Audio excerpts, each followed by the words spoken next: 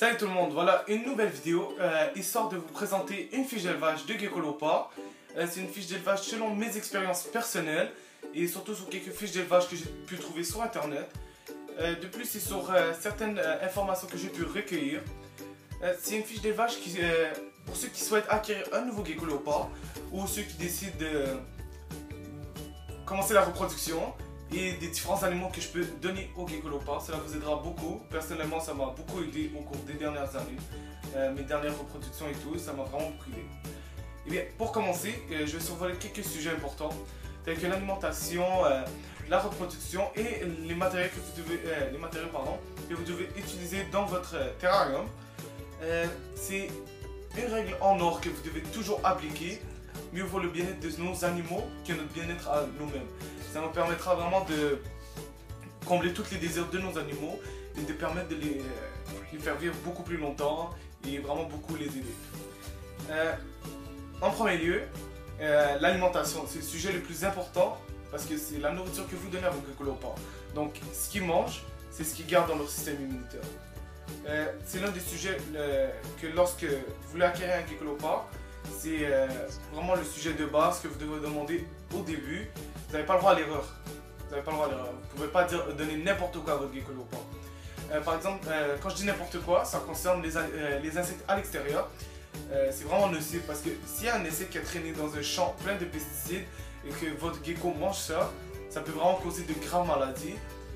Aussi, si par exemple l'insecte a mangé des excréments d'un animal, à l'extérieur tel qu'une vache ou un cochon, votre gecko, lorsqu'il va manger l'insecte, il va manger en même temps les excréments de l'animal. Aussi, faut faire attention avec les insectes qu'on donne parce qu'il ne faut pas qu'ils dépassent la tête du gecko léopard. Par exemple, si vous donnez un ver Goliath long comme ça à un gecko léopard avec la tête petite comme ça peut vraiment causer de gros problèmes. Par exemple, une obstruction intestinale, occlusion intestinale, pardon. Ce qui est vraiment dangereux, ça peut mener à d'autres complications, même la mort. C'est faut vraiment faire attention à ce point-là. La base de l'alimentation que vous offrez à vos gecko léopards peut vraiment varier. Par exemple, moi, ma base est sur les vers de farine. Quand je dis vers de farine, certains vont dire « Ah, c'est pas bon, c'est pas bon ». Mais mes vers de farine ne sont pas à 100%. Donc, je ne donne pas à 100% des vers de farine tout le temps ou à 90, 80, 70%. Non, ça, il ne faut vraiment pas. Il y a même des éleveurs aux États-Unis qui font ça. Je trouve que c'est pas bon, c'est vraiment comme de la torture pour vos animaux. Je dis ça comme ça, mais à peu près. Bref, moi je donne 50% de vers de farine dans leur alimentation. Je donne 30% de grillons et 20% ça peut être des vers Morio, des vers de cire, des rosés par occasion, au moins une fois tous les 1 ou 2 mois, et des vers Goliath, peut-être même des vers à soie par occasion. Voilà, c'est tout. Pour l'alimentation, à chaque deux fois par semaine, vous devez donner des multivitamines. Ça permettra à vos geckos d'avoir les nutriments qu'ils trouvent à l'extérieur. Quand ils vivent dans la nature, ils peuvent trouver différents nutriments que l'on peut seulement reproduire en laboratoire. Par exemple, les multivitamines comme les Repashy qui coûtent 20$ environ. C'est vraiment très bon. C'est ça que je vais bientôt utiliser. Je vais bientôt m'acheter une boîte. Il y a du calcium avec D3, il y a de la vitamine A, D, C, il y a tout. Il y a de la vitamine D3, ça permet vraiment d'assimiler le calcium du gecko léopard quand il mange. Vous pouvez mettre du calcium, ça c'est vraiment important. Surtout lorsque le gecko est jeune, même plus vieux, vous devez impérativement en donner. Le calcium c'est 2 fois par semaine.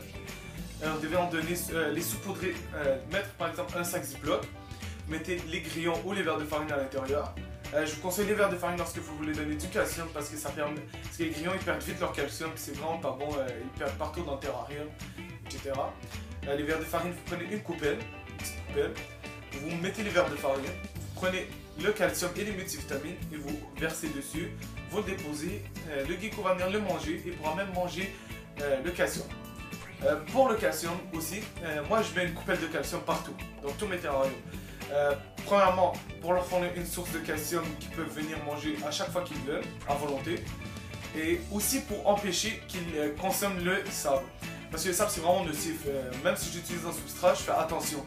j'essaie de faire plusieurs techniques qui permettent de limiter la consommation de sable, même la bannir totalement. Je veux vraiment pas qu'ils consomment de sable. Par exemple, quand je nourris Olep, je mets un petit tissu. Là, il vient par-dessus le tissu et je nourris pour empêcher que quand il vient attraper le verre de farine, qu'il mange du sable en même temps. Ça, c'est la base. C'est ce qui arrive souvent lorsque un verre de farine a des... un geckolopard a des occlusions intestinales. C'est lorsqu'il mange du sable involontairement après avoir essayé d'attaquer un des vers ou un des grillons, par exemple. Voilà, c'est tout pour la partie alimentation. Pour le terrarium, c'est vraiment important parce que le terrarium, c'est comme la maison du geckolopard. C'est l'endroit le plus important pour le gecko. Dans le terrarium, il faut savoir qu'il faut diviser votre terrarium en deux. Par exemple, ici, il est coupé en deux. Il y a la lampe chauffante là, le tapis chauffant ici. Ici, le tapis chauffant. Ici, c'est coin froid. Par là. Il y a une boîte à mu. Ici. Il y a de l'eau. L'eau, c'est vraiment important de la changer tous les jours parce que ça peut permettre d'accroître les bactéries à cause du fait que il fait vraiment chaud dans le terrarium, les bactéries se développent beaucoup plus vite. Il y a une coupelle de calcium. Voilà, maintenant, coin chaud ou coin froid, ça ne dérange pas. Moi, je voulais faire esthétique en la gardant proche du bol d'eau. Moi, j'ai 3 cachettes. Une cachette dans le tapis chauffant, une cachette normale où il pourra faire sa régulation de température, ça j'en parlerai plus tard. Et une boîte à billes où il pourra faire sa mue. Voilà. Pour la taille du terrarium, ça c'est des sujets vraiment controversés. Il y a plusieurs personnes qui cherchent à trouver la taille idéale pour leur terrarium. Personnellement, je trouve que plus le terrarium est grand pour un gecko, ou 2-3, plus le terrarium est grand, mieux c'est. Ça permet au gecko de mieux se sentir à l'aise, pas pris dans un tout petit terrarium. Par exemple, mon mâle, ici, il est dans 60 cm environ, par 30, par 40 cm. C'est vraiment un très bon terrarium adapté pour un seul gecko. Je ne vous conseillerais pas de mettre 2 geckos dans ce genre de terrarium. Même les 45 par 45 par 45, je trouve pas ça assez suffisant, mais c'est la limite. C'est la limite où vous pouvez mettre un geckolopard, personnellement.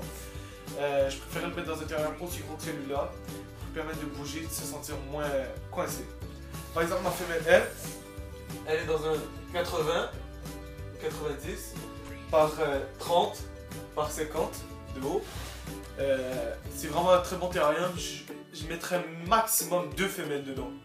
Je ne dépasserai pas cette limite parce que c'est vraiment, ça serait beaucoup trop serré. Et aussi, il faut savoir, il faut mettre plusieurs cachettes.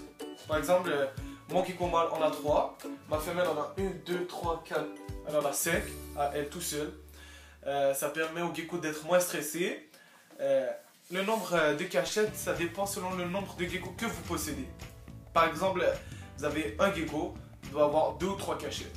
2 geckos, vous devez en avoir 3, 4, 5, vraiment 5 cachettes. Ce serait l'idéal pour les geckos.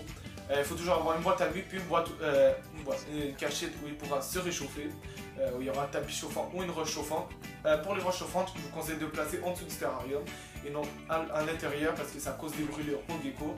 C'est vraiment, ça peut mener à différentes complications plus tard. Un truc pour avoir la taille idéale pour vos terrariums, c'est de faire largeur plutôt, par profondeur du terrarium. Là, vous multipliez ces 2 dimensions.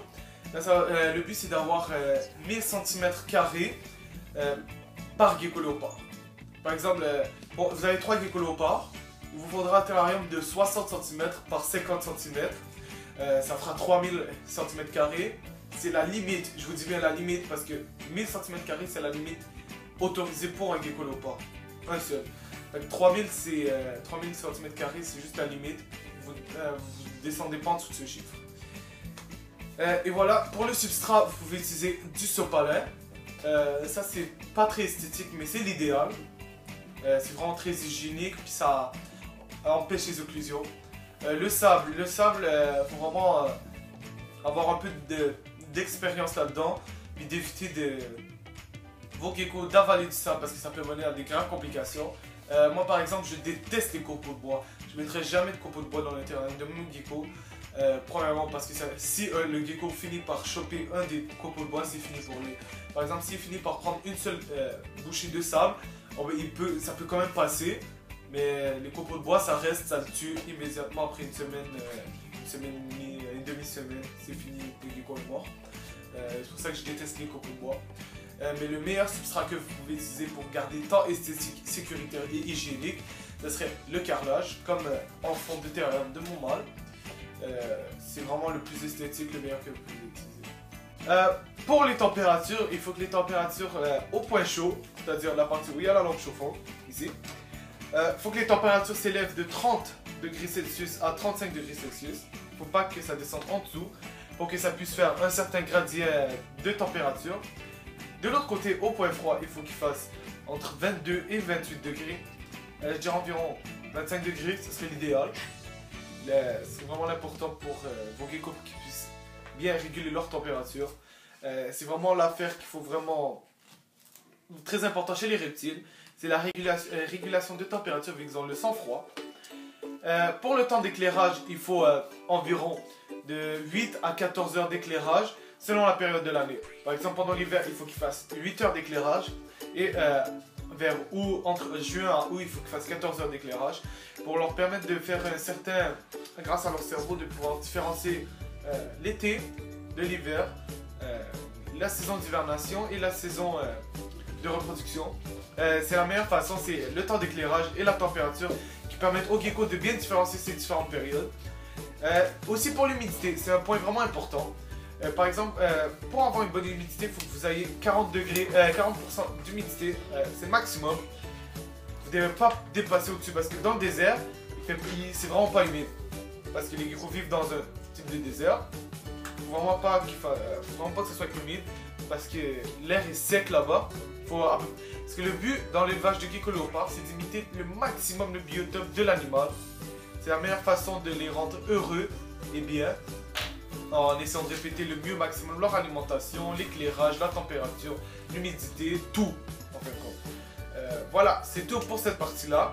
On se retrouve plus tard pour la reproduction.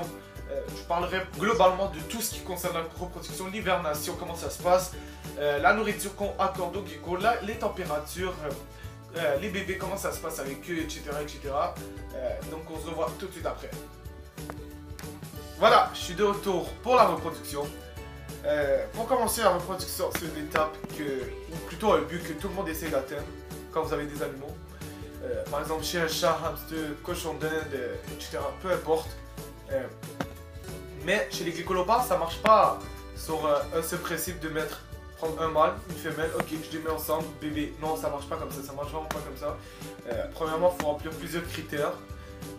Par exemple, il faut avoir une femelle adulte pour vraiment qu'elle ait terminé sa croissance, qu'elle ait entre 1 an et demi, 2 ans. Je recommande vraiment les 2 ans. Il faut vraiment pas que... En dessous d'1 an et demi, c'est vraiment dangereux, c'est vraiment un risque qu'il faut pas prendre. C'est un risque à prendre pour rien. Sérieusement, je trouve vraiment ça mauvais. Faut qu'elle pèse dans les 55 grammes. Quand je dis dans les 55 grammes, c'est le minimum. Il faut vraiment avoir le maximum. Mais faut pas qu'elle devienne obèse. Faut ni qu'elle soit anorexique ni obèse. Parce que si elle est anorexique, elle pourra retrouver des problèmes comme par exemple la fabrication des œufs. Et elle ne trouvera pas assez d'énergie pour pouvoir porter des œufs, pouvoir permettre leur croissance, etc. Faut pas qu'elle soit obèse. Parce que si elle est obèse, ça peut causer une rétention des œufs. C'est-à-dire que les œufs restent dans le ventre de la femelle. Puis elle finit par mourir à cause de ça. C'est vraiment mortel. À moins d'une opération chez un veto, ça sert vraiment à rien d'avoir une femelle obèse. Il faut vraiment qu'elle soit un poids santé. C'est-à-dire entre les 70 et 80 grammes. Ça joue entre les deux. Même 60 grammes à 80. C'est entre ça qu'il faut que ça marche. Pour le mâle, il n'y a pas vraiment de conditions pour le poids. Mais comme je vous dis, un gecko avec une bonne queue, c'est un gecko en santé. Il vaut mieux un gecko avec des grosses cuisses qu'un gecko avec des cuisses vraiment minces. Vous savez, les geckos qu'on trouve parfois sur les sites où on vend des reptiles, ils sont toutes minces, c'est vraiment dégueulasse, c'est vraiment pitoyable. Je trouve qu'il ne faut pas abuser avec ça. Bref, revenons au sujet principal. Il faut vraiment pouvoir leur offrir des conditions idéales avant la reproduction. L'étape importante avant la reproduction, c'est une étape vraiment importante qu'ils retrouvent dans leur propre environnement, qui est l'hibernation. Comme je l'ai dit tantôt, le fait de reproduire au maximum le biotope d'un animal, c'est lui offrir vraiment des bons soins. Par exemple, ceux qu'ils retrouvent dans la nature. Par exemple, ma femelle, elle est en hibernation comme vous voyez. En ce moment, on est 4h30 de l'après-midi. Mon mâle, je vais bientôt lui éteindre. J'ai laissé la lampe ouverte juste pour la vidéo. Ça fournisse un peu d'éclairage vu que j'ai pas le goût vraiment d'allumer cette lampe dessus. L'hivernage c'est une partie très importante. Mais pour commencer, ça commence vers le mois de septembre. Vous commencez à nourrir vraiment beaucoup vos geckos. Vraiment beaucoup. Mais n'abusez pas non plus. Il faut vraiment que ça fournisse beaucoup de vitamines et beaucoup de gras pour leur permettre de bien supporter une bonne hibernation et une bonne reproduction. Eh bien, quand ils vont commencer l'hibernation, appelez ça comme vous voulez, ça commence du mois d'octobre. Vous réduisez d'environ 30 minutes à chaque semaine d'éclairage et 0,5 degrés Celsius. Mais je vous recommande 20 minutes par semaine. C'est vraiment faut vraiment pas les stresser parce que ça commence une étape importante. Faut vraiment pas les stresser. Et bien là on commence à réduire les fréquences de nourriture. C'est-à-dire que c'est vous qui voyez. Ça dépend de la nourriture que vous offrez habituellement. Par exemple, moi mes verres de farine et mes grillons, j'offre à chaque 2 jours, j'offre 2-3 grillons ou 1 ou 2 verres de farine à chaque pendant la réduction de luminosité. À chaque 2 jours, j'offre ça. Et par occasion, j'offre un verre Goliath pour leur faire leur réserve de vitamines. Vers le mois de décembre, vous éteignez tout. Il reste juste la lampe UV, comme mon mâle. Une lampe UV, ou par exemple moi comme ma lampe dans ma pièce, elle reste allumée. Il faut que les températures soient à la température ambiante. Comme ça relaxe leur corps. Ça leur met apte à la reproduction. Ça crée l'ovulation chez la femelle. Pas créer, mais ça stimule l'ovulation. Ce qui permet au mâle que la femelle soit plus réceptive et que ça permette les accouplements. Voilà. Quand les geckos terminent leur hibernation, vous nourrissez beaucoup. Avec des bonnes vitamines, du gras. Parce que des fois leur queue rapetisse. Ma femelle après 2 semaines d'hibernation, sa queue a un peu baissé. Enfin, j'essaie de la nourrir même pendant l'hibernation. Je nourris 1 verre de farine, 2 ou 2 grillons à chaque 3-4 jours. Je laisse une roche chauffante en dessous du terrarium. Ce qui permet à la femelle de bien digérer ses aliments. Et la lampe chauffante, je la laisse allumer seulement 2 heures pendant la nuit. 2 heures après le nourrissage. Comme ça permet aux geckos de bien digérer et de pas laisser pourrir la nourriture, etc. C'est vraiment dangereux ça. Ça arrive chez les pogonas, ça crée ça, puis ça les tue. C'est vraiment dangereux lors de l'hibernation. Je vous conseille de bien laisser leur vider leur intestin avant de les nourrir une deuxième fois. Voilà, c'est mes trucs pour nourrir. Mon mâle, il n'est pas en hibernation totale, par exemple. Parce qu'il est un peu mince, pas voulu beaucoup pousser là-dedans, enfin je lui fais passer un hiver doux. Comme ça permet de garder ses forces et qu'il soit apte à la reproduction. Voilà, c'est tout pour l'hivernation. Maintenant, on va voir l'introduction du mâle et la femelle. Lorsque vous prenez le mâle, avant de le mettre avec la femelle, vous nettoyez le terrarium de la femelle pour faire en sorte qu'il n'y a pas de maladie qui s'échangent et tout. Donc c'est vraiment un conseil que je vous donne, c'est de bien nettoyer les roches, les cailloux, peut-être même les fonds de terrarium, certaines cachettes, les branches, etc. C'est vraiment un bon conseil que je vous donne. Ça permettra d'éviter certaines maladies, etc. Par exemple, maladie qui n'a pas encore été... je sais pas, je peux pas vraiment expliquer ça là, mais c'est vraiment pour éviter de transmettre les maladies. Lorsque vous introduisez le mâle, faites ça en soirée, genre vers 1 heure après que vous avez éteint les lumières. Vous prenez le mâle et vous l'introduisez avec la femelle. Faites attention qu'il n'y ait pas de bagarre au début. S'il y en a une, puis qu'elle est correcte, genre 10-15 secondes de bataille, faites attention d'essayer de les séparer. Après les avoir vus se battre, ils vont arrêter de se battre plus tard. Ou si c'est pas le cas, laissez tomber la recrue pour cette année. Ou essayez un autre moment pendant l'année. parce que peut-être que la femelle n'est pas apte, etc. Elle n'a pas encore commencé son ovulation. Et bien voilà, c'est tout. Lorsque le mâle va s'accoupler avec la femelle, ça dure environ 2 minutes. Après que ça soit accouplé, vous devez vérifier qu'ils ne se battent pas et que le mâle n'abuse pas avec ses accouplements. Au bout d'une semaine, après le premier accouplement, dès que vous voyez un accouplement, vous attendez environ 4-5 jours et après vous séparez le mâle. Donc là, il a le temps de bien s'accoupler, etc. Voilà, c'est tout. Et bien, quand la femelle, après 4 semaines, elle va commencer à avoir comme des bosses blanches sur le ventre. Et après, ces bosses blanches vont commencer à grossir de plus en plus. Après, elle va commencer à mettre le terrarium tout en désordre. Surtout la boîte à nuit, elle va tout sortir le substrat pour essayer de faire rentrer les œufs à l'intérieur, etc. Et c'est ça. La femelle, elle va vraiment tout mettre en désordre. Je vous conseille de mettre une boîte à œufs qui est ouverte en haut pour empêcher que ça revole partout dans le terrarium. Surtout si vous utilisez de la mousse de coco ou de la perlite ou de la vermiculite, sinon ça revole partout, c'est vraiment dégueulasse. Ma femelle a fait ça en nez, mais pas pour la reproduction, mais juste quand elle a commencé à examiner le terrarium. Voilà, c'est tout. Lorsque vous avez terminé avec... lorsque vous avez séparé le mâle et tout, la femelle a pondu, voilà, tout s'est bien passé. Vous prenez les œufs, ils sont vraiment fragiles, faites vraiment attention. Parce que les œufs, si vous les revirez, l'embryon attaché sur les côtés, il va se noyer dans son propre liquide et mourir. C'est vraiment du gâchis faire ça, j'aimerais vraiment pas que ça m'arrive. Après, vous prenez les œufs, vous les mettez dans un contenant de perlite ou vermiculite, etc. Ce que vous utilisez. Je vais vous montrer un exemple dans mon incubateur. Voilà. Voilà. Il y a un thermomètre que j'ai trouvé. Bon. Il est vraiment précis. Voilà. C'est vraiment bon substrat à la perlite, je le conseille fortement.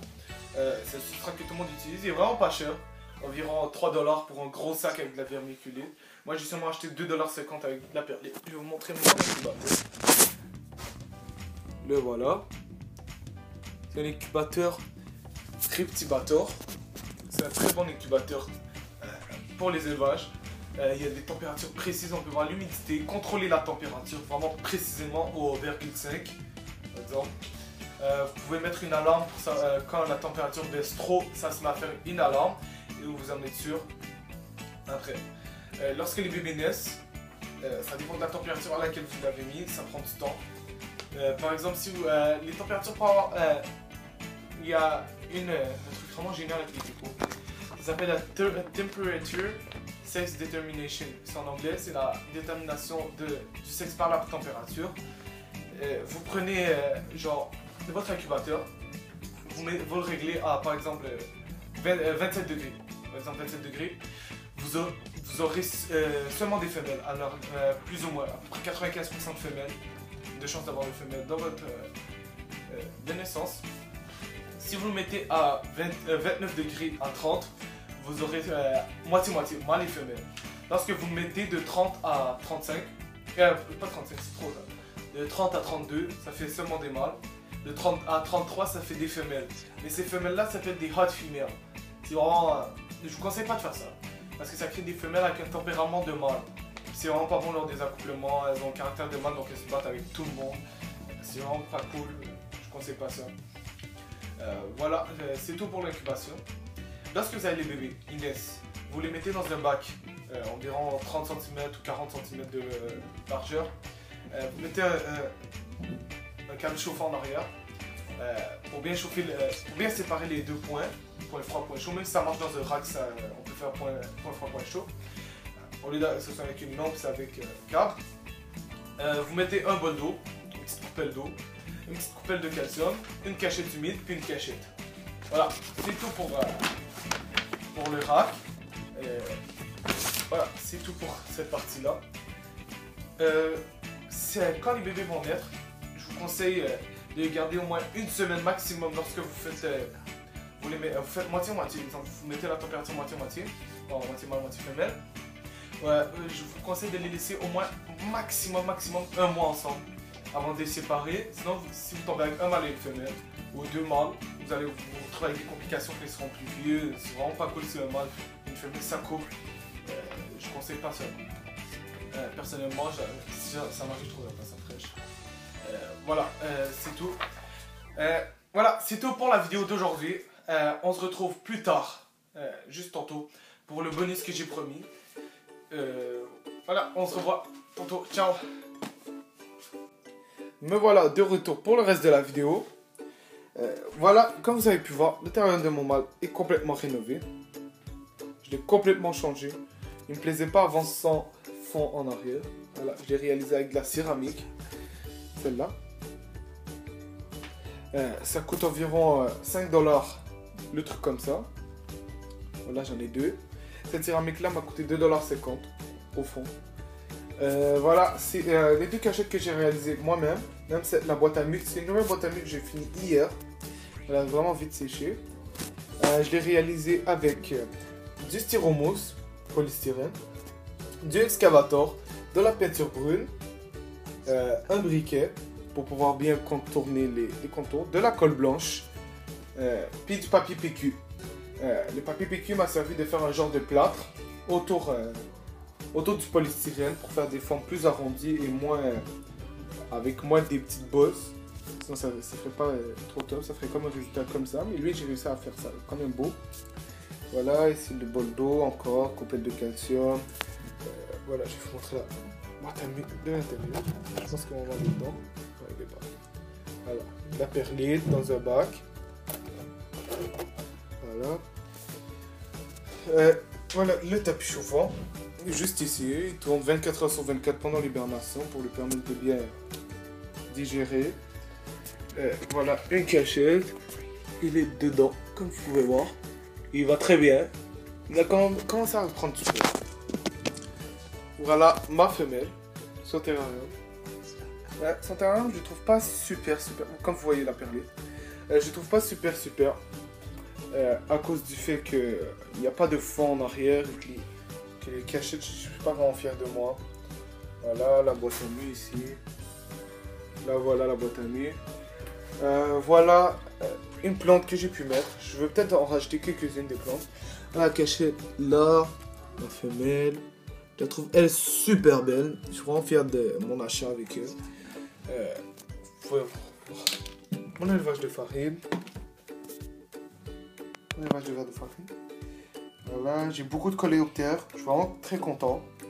Je suis vraiment fier de moi aussi. Voilà, des coléoptères. J'en ai ramassé 4 aujourd'hui dans la boîte de 9. Il y en avait plein. Voilà. J'ai enlevé le gecko du terrarium pour le remettre dans son terrarium d'habitude. Et bien voilà, c'est tout pour cette vidéo. N'hésitez pas à liker ma page Facebook, vous abonner. Voilà. Aussi, abonnez-vous. C'est vraiment un plaisir. On est bientôt rendu aux 10 abonnés. Je ferai peut-être une petite vidéo spéciale après aux 25 abonnés. Enfin, c'est ça. Merci et à la prochaine. Ciao.